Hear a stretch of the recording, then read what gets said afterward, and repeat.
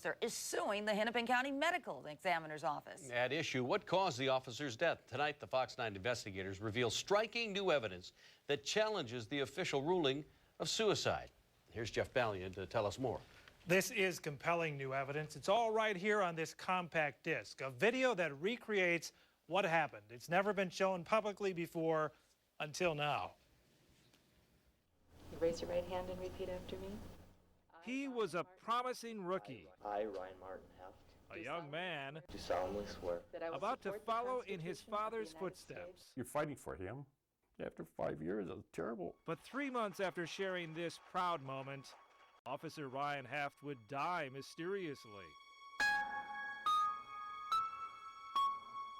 They found his squad car on the edge of a cattail-shrouded lake in St. Louis Park. It had gone off the road and down a hill. The motor was still running, the transmission in drive. Inside the car was the body of Officer Hoeft, dead from a single gunshot to the head. Investigators and the Hennepin County Medical Examiner called it suicide. Why are they saying that? Mary Hoeft couldn't believe it. She says her son never would have taken his own life. He loved life. He loved life. Ryan's dad, a former police detective in Wisconsin, also wasn't buying it. The suicide thing does not add up. But how could the family prove investigators got it wrong? Then something remarkable happened. 2 strangers stepped forward to help. One a renowned medical examiner, the other a premier accident investigator. Together, these experts would try to recreate the circumstances of Ryan's death. At stake was a young man's reputation and a family's inner peace. For anybody who has had someone die from a suicide, I'm sure you know that there's an extra pain to that that says, what did I miss? What didn't I see? There's nothing in the death investigation file to suggest Ryan Hoeft was depressed or emotionally troubled at the time of the shooting. Why then would he pull out his gun while driving and kill himself? I came here after the accident just to find some peace, and it turned out I found tire marks. Were tire marks the key to unraveling this mystery? This is just a horrible thing. It shouldn't have happened. Joe Michaels is Ryan Hoeft's godfather. He's also a tire expert. I took photos and measured them. Michaels found scuff marks on the curb in the area where Ryan's car went off the road. His training told him this was a vital clue, one missed by investigators. They absolutely refused to come out and even look at the impact marks.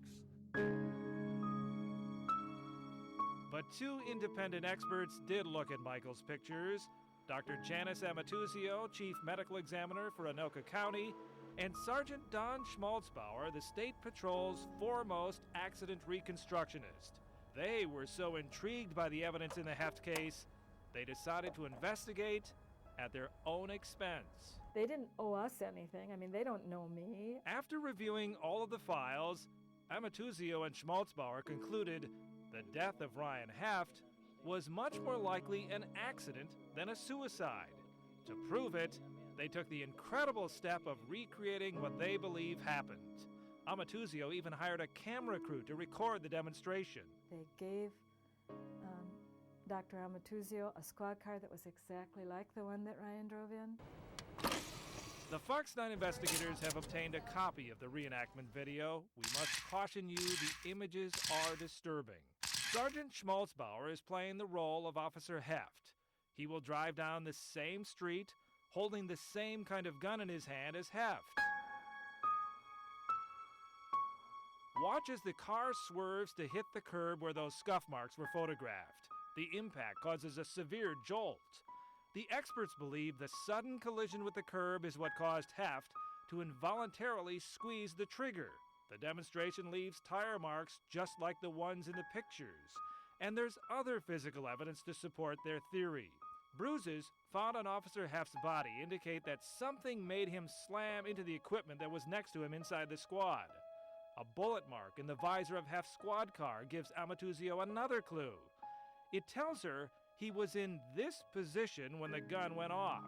That contradicts the findings of the original investigation, that he was looking straight ahead when the gun was fired. But what the reenactment doesn't explain is why was Officer Hoeft holding a loaded gun in his hand while driving his squad car? And then why did his squad suddenly run into the curb? That one tormented us. Then Dr. Amatuzio discovered a possible explanation. Log reports show that shortly before his death, Officer Hoeft stopped at the St. Louis Park police station to help bring in a prisoner. Officers will sometimes place their gun in a lockbox before taking the prisoner out of the car. That way the suspect can't try and grab the weapon. In a pinch, some cops will put their gun under their car seat. That was very common for me and other officers. Did Ryan Hoeft drive away from the police station with his gun under the seat? Did he then try to put it in his holster while driving? Is that why the car suddenly swerved into the curb? Remember, he was a rookie cop, a rookie whose gun training was all of one day. He said, "Mom, I'm going to get 4 hours of training with that gun. 4 hours, I can't believe it." Amatuzio and Schmalzbauer put their findings together in a PowerPoint presentation. They personally showed it to the Hennepin County Medical Examiner. They declined to be interviewed for this report, but the Hennepin County ME told Fox 9 that he respectfully disagrees with their opinions. With great certainty, we know how Ryan died. And so I'm not going to stop until I've done everything within my power. The Hoefts want the record changed. Ryan would want that. They're suing Hennepin County and the St. Louis Park Police Department, not for money, but for a word. They want Ryan's death certificate to read accident. Once it's done right, like it should have been in the first place, I'll feel a lot better. The original death investigation was handled in Hennepin County by the medical examiner and the sheriff's office. Both declined to talk about the case given the pending lawsuit. St. Louis Park Police also aren't commenting. I'm Jeff Ballion for the Fox 9.